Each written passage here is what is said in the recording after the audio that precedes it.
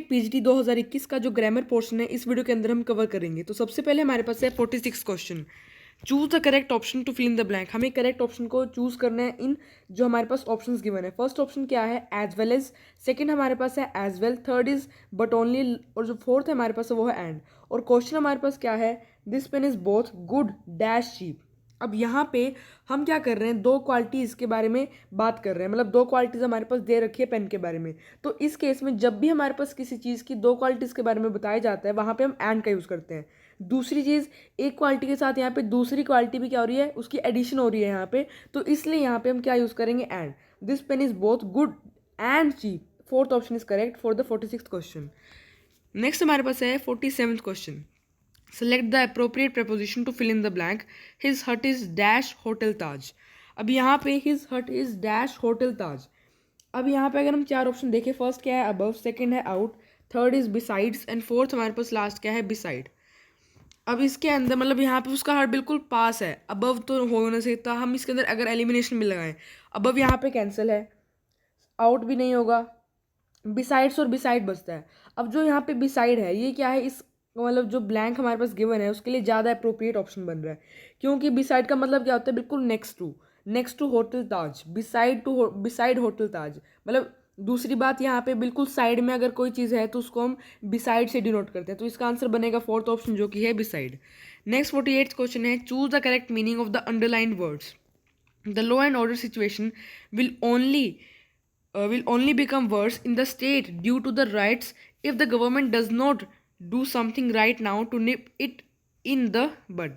अब यहाँ पे हमें यहाँ पे अपना टाइम बचाना है। जो यहाँ पे इतना बड़ा हमें पैराग्राफ गिवन है, अब इसको हमें रीड नहीं करना है, हमें लास्ट में एक अंडरलाइन यहाँ पे मतलब एक फ्रेज गिवन है। मेन हमें इस फ्रेज का मतलब पूछा गया, हमें सेंटेंस मतलब जो क्वेश्चन उसमें क्या है, choose the correct meaning of the underline word. हमें जो मतलब अंडरलाइन वर्ड यहाँ पे एक फ्रेज ही है तो हमें इसका मतलब बताना है, हमें यहाँ पे इसका टाइम वेस्ट नहीं करना है।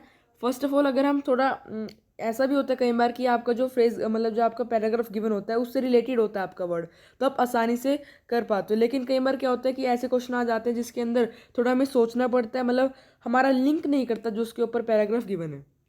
तो निप इन द बड का हमारे पास जो मतलब है वो क्या होता है, मतलब जैसे कि अगर कोई भी चीज़ है उसको अगर हम स्टार्टिंग मतलब उसकी जब स्टार्टिंग एज होती है उसी के अंदर अगर हम उसे रोक दें, मतलब उसको वहीं पे उसके ऊपर फुल स्टॉप लगा दें, तो उसको हम कहते हैं निप इट इन द बड।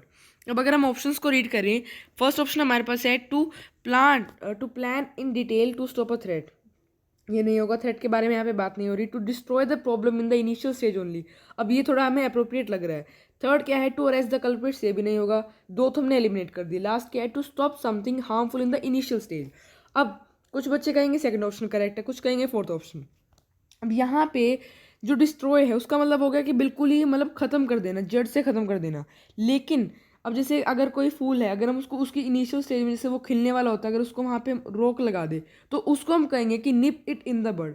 मतलब हमने उसकी इनिशियल स्टेज में उसको रोक दिया, उसकी ग्रोथ रोक दी, मतलब जब वो बढ़ने वाला था हमने उसको रोक दिया। हमने उसको डिस्ट्रॉय नहीं करा कि वो बिल्कुल ही हमने उसको जड़ से ख़त्म कर दिया, हमने सिर्फ उसको रोका। इसलिए यहाँ पे हमारे पास अप्रोप्रिएट ऑप्शन जो है वो फोर्थ ऑप्शन बनेगा, to stop something harmful in the initial stage. तो जो 48th क्वेश्चन है काफ़ी इंपॉर्टेंट क्वेश्चन है, और ये मतलब अगर आप इसको ध्यान रखोगे तो आपका काफ़ी फ़ायदा है, और ऐसे क्वेश्चन कई बार पूछे जाते हैं पेपर के अंदर। नेक्स्ट हमारे पास है 49th क्वेश्चन जो कि है, select the correct option phrasal verb. हमें फ्रेजल वर्ब का मतलब सही चुनाव करना है for the underlined word. She rejected his request to take her home, मतलब उसने उसको मना कर दिया उसको घर लेके जाने के लिए, उसने उसको मना कर दिया। अब यहाँ पे चार ऑप्शन गिवन है, turn up, turn down, turn out, turn off.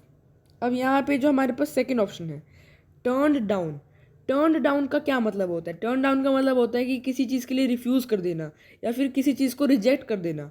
और यहाँ पे अप्रोप्रिएटली हमें जो सेंटेंस है जो हमें गिवन है वो हमें सही इसका मतलब जो मैंने आपको मीनिंग बताया कि किसी चीज़ के लिए रिफ्यूज़ कर देना, वो बिल्कुल अप्रोप्रिएट बैठ रहा है कि उसने उसको रिजेक्ट कर दिया, उसको रिफ्यूज़ कर दिया, उसको मतलब मना कर दिया। तो यहाँ पे हमारे पास ऑप्शन बनेगा 49th का सेकंड ऑप्शन जो कि है turn down.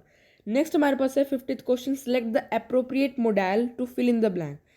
ट्रेसपासर्स dash be punished, legal notice. अब यहाँ पे 50th क्वेश्चन के अंदर हमें यहाँ पे ब्रैकेट में स्पेशली गिवन है कि लीगल नोटिस है। जब ये लीगल नोटिस है तो यहाँ पे मे और टू ये तो हमारे पास बिल्कुल ही कैंसिल हो जाएंगे। दूसरी बात, फर्स्ट ऑप्शन है सेल, थर्ड ऑप्शन हमारे पास बचता है शुड। अब ट्रेसपैसर्स डैश बी पनिश्ड। अब एक हमें यहाँ पे क्या गिवन है कि ये मतलब ब्रैकेट में लीगल नोटिस हमें दे रखा है, तो इसका मतलब ये कुछ ज़रूरी है यहाँ पे अगर उन्होंने ट्रेसपैसर्स मतलब उनको जो ट्रेसपैसर्स है उनको मतलब ज़रूरी मतलब उनको किया ही जाएगा पनिश। अब जब यहाँ पे कोई हमें जैसे दबाव डाल रहे हैं, मतलब एक लीगल नोटिस के मतलब सरकार एक दबाव डाल रही है कि उनको पनिश करा ही जाएगा, तो जब भी ऐसा कुछ हो तो हमें किसका यूज़ करना है, शेल का। शुड यहाँ पे नहीं आएगा, तो trespassers shall be punished, first option is correct. Next हमारे पास है 51 question, choose the appropriate preposition to fill in the blank, what is the time dash your watch. तो यहाँ पे जब भी आपकी जो वॉच है उससे टाइम पूछा जाएगा तो आपको फर्स्ट ऑप्शन तो हमारे पास नहीं होगा इन, क्योंकि कभी भी घड़ी के अंदर टाइम नहीं होता है। दूसरी बात यहाँ पे ऑन भी नहीं होगा, फ्रॉम तो हमारा वैसे ही पहले एलिमिनेट हो गया। अब लास्ट में हमारे पास बचता है बाय। ये आपको पॉइंट याद रखना है कि जब भी आपके कुछ वॉच से रिलेटेड टाइम पूछा जाएगा तो आपको बाय का यूज़ करना है, what is the time by your watch, third option is correct.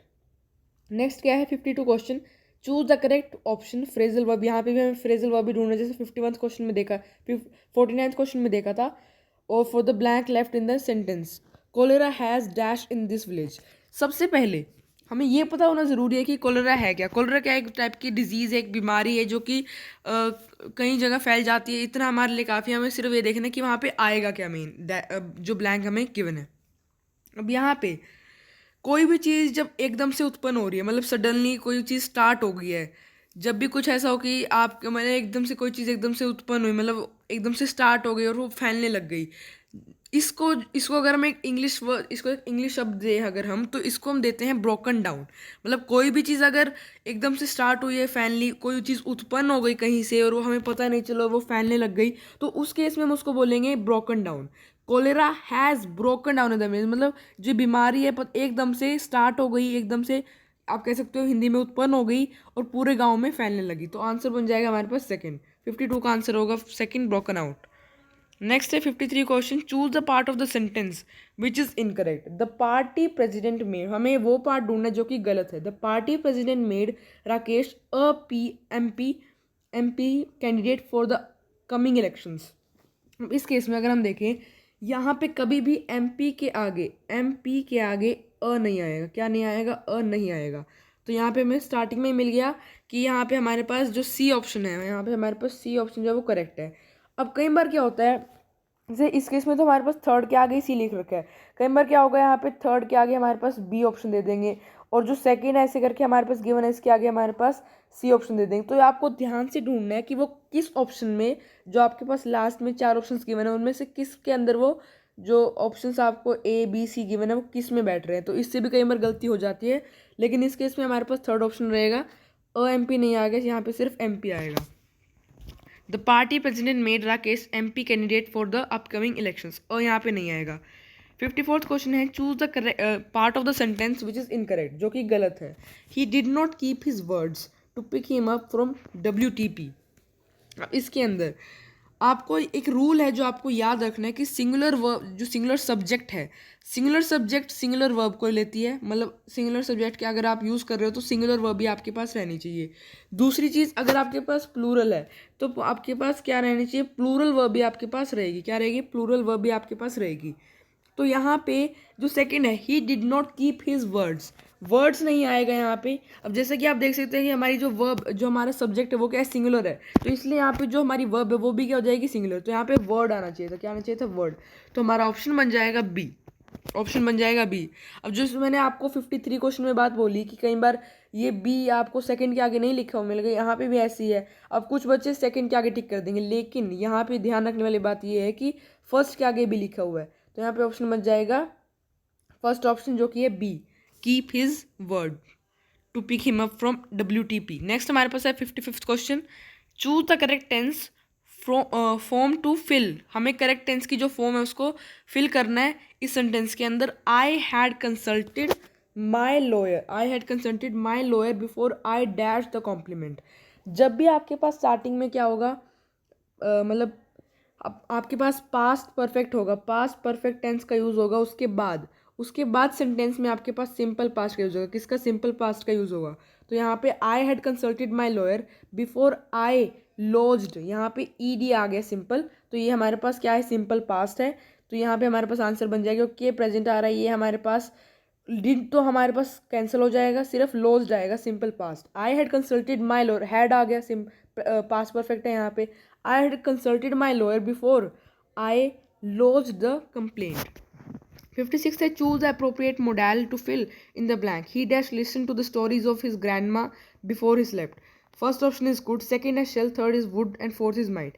जब भी कोई पास्ट हैबिट की बात हो, जैसे कि हमें ऑप्शन मतलब जो यहाँ पे ब्रैकेट है उसके अंदर गिवन है कि एक पास्ट हैबिट है, तो उस केस में हमेशा हम किसका यूज़ करेंगे, वुड का यूज़ करेंगे। किसका यूज़ करेंगे, वुड का। तो हमारे पास ऑप्शन बन जाएगा 3।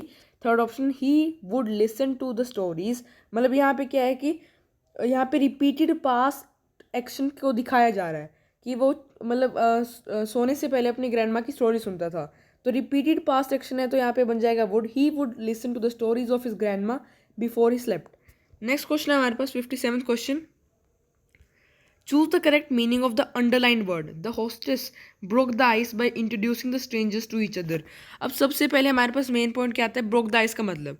ब्रोक द आइस का मतलब क्या होता है कि किसी मतलब आप किसी की टेंशन दूर कर रहे हो, कोई ऐसे मतलब आप किसी को रिलैक्स फील करवा रहे हो, रिलैक्स मतलब कोई चीज़ मतलब टेंशन दूर हो रही हो, उस केस में हम क्या बोलते हैं कि आपने जैसे दूसरे बंदे की ब्रोक द आइस मतलब आपने उसकी टेंशन दूर कर दी, या फिर मतलब आप दूसरे को रिलैक्स फील करवा पा रहे हो। मतलब उसी तरह से यहाँ पे होस्टेस ने जैसे स्ट्रेंजर को इंट्रोड्यूस करवाया एक दूसरे से, तो जो उनके बीच में टेंशन बनी हुई थी उसने उसको तोड़ दिया, मतलब टेंशन को रिलीज़ करा।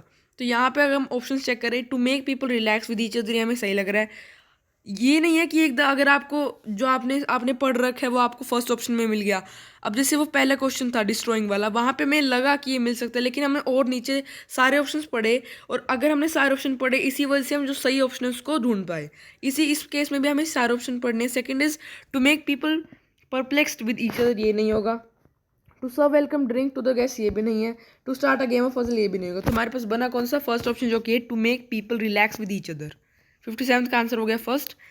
58th क्वेश्चन क्या है, चूज द करेक्ट टेंस। हमें वही फिर से जैसे 54 साइड वाले क्वेश्चन में था कि हमें करेक्ट टेंस फॉर्म ढूंढनी है। Municipality has decided to dash the overhead wires. अब इस केस में हमारे पास म्यूनिसिपैलिटी क्या कर रही है कि वो क्या मतलब किसी मतलब जो उसको फुल स्टॉप लगा रही है उसके आगे, मतलब उस चीज़ को रोकने वाली है, मतलब उसको रोक रही है, मतलब वो आगे उसको बढ़ने नहीं दे रही, उस पर फुल स्टॉप लगा रही है, मतलब जो वायर्स है उनको मतलब ठीक कर रही है। तो इस केस के अंदर अब जब भी किसी चीज़ से किसी चीज़ पर फुल स्टॉप लगा देना इस टाइप से, अगर आपको मतलब हिंदी में है तो इसको हम इंग्लिश में किस वर्ड से डिनोट करते हैं, डू अवे विद। अब ये हमारा ऑप्शन कौन सा बन रहा है, second option, do away with. Municipality has decided to do away with the overhead wires. Second option is correct. 59th question is choose the correct option for the following. One who waste a lot of money is, हमें correct option ढूंढना है जो हमें मतलब हमें वो word हमें इसका मतलब जो हमें लाइन गिवन है इसको एक वर्ड में हमें वो करना है, समेट देना है। तो यहाँ पे जो कि बहुत सारा मतलब जो मनी उसको वेस्ट करते हैं उसको हम क्या बोलते हैं, prodigal. Third option is correct. ये आपको याद रखना, अपनी डिक्शनरी में आप ऐड कर लो, क्या, prodigal. Third option PRODIGAL। Next disclaimer prodigal की आपको एक क्वेश्चन अलग से ही आ जाएगा, ऐसे कि आप डिफरेंट स्पेलिंग्स गिवन होगी और आपको बताने की कौन सी करेक्ट स्पेलिंग है। नेक्स्ट हमारे पास है 60th question, select the appropriate modal for the expression given. Harish has annoyed his boss today, he dash be fired soon. अब ये काफ़ी एक इंटरेस्टिंग सा क्वेश्चन है, इसमें कई बार गलती होती है। He may be fired soon, he can be fired soon, he ought to be fired soon, he would be fired soon। अब would और ought to तो हमारे बिल्कुल सेंस ही नहीं बना रहे, तो ये तो कट हो गए। अब दूसरी बात, अब यहाँ पे प्रोबेबिलिटी के लिए हम किसका मतलब जब भी पॉसिबिलिटी है उसको दिखाने के लिए हम किसका यूज़ करते हैं, उसको दिखाने के लिए हम मे का यूज़ करते हैं। किसका, मे का यूज़ करते हैं। तो यहाँ पे फर्स्ट ऑफ ऑल तो ये आ गया। अब हमारे पास ये पॉसिबिलिटी है कि आज मतलब उसको फायर किया जा सकता है, तो यहाँ पे हमारे पास मे यहाँ पे आ जाएगा। अब दूसरी बात, कैन कब होता है कि जब हमारे पास 50-50 पॉसिबिलिटी की हो भी सकता है नहीं भी हो सकता है, लेकिन हमारे पास यहाँ पे सेंटेंस में गिवन है कि उसने आज उसके बॉस को काफ़ी अनोय किया, तो अनोय करने की वजह सकता है कि उस मतलब हमारे पास मैक्सिमम पॉसिबिलिटी है कि वो उसको निकाल सकता है, तो इसलिए हमारे पास फर्स्ट ऑप्शन बनेगा मे, जो कि इसका होगा correct answer. Harish has annoyed his brother today, he may be fired soon. अगर आपको वीडियो पसंद आए तो please like share comment and subscribe to our channel English achievers.